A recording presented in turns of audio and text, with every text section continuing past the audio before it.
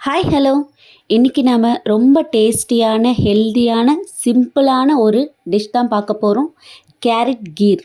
Just 10 minutes இருந்தால் போதுங்க. School போயிட்டு வர உங்கள் குழந்தைங்களுக்கு கொடுக்கறதுக்கு சூப்பரான சுவையான ஒரு டேஸ்டான கீர். என்னென்ன தேவைன்னு பார்க்கலாங்களா?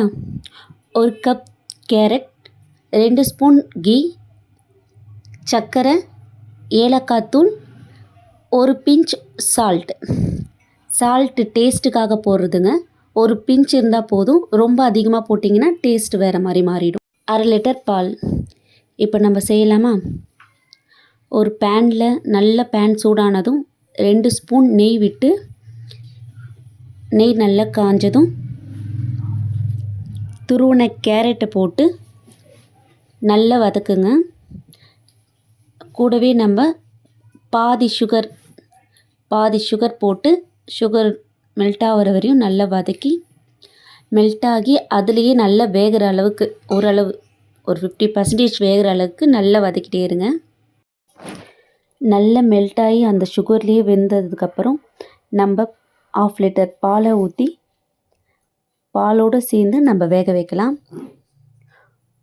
ஒரு 80% வெந்தால் போதும். இது ஓவராக குக் ஆகணும்னு இல்லை. பாலோடு போட்டு மீதமாக இருக்கிற சர்க்கரையும் போட்டுடலாம்.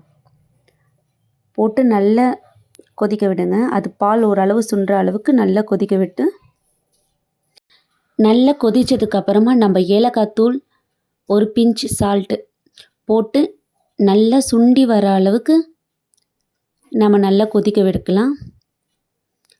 அவ்வளோதாங்க, நல்லா சுண்டி வந்துடுச்சு. இப்போ நம்ம ஸ்டவ் ஆஃப் பண்ணிடலாம்.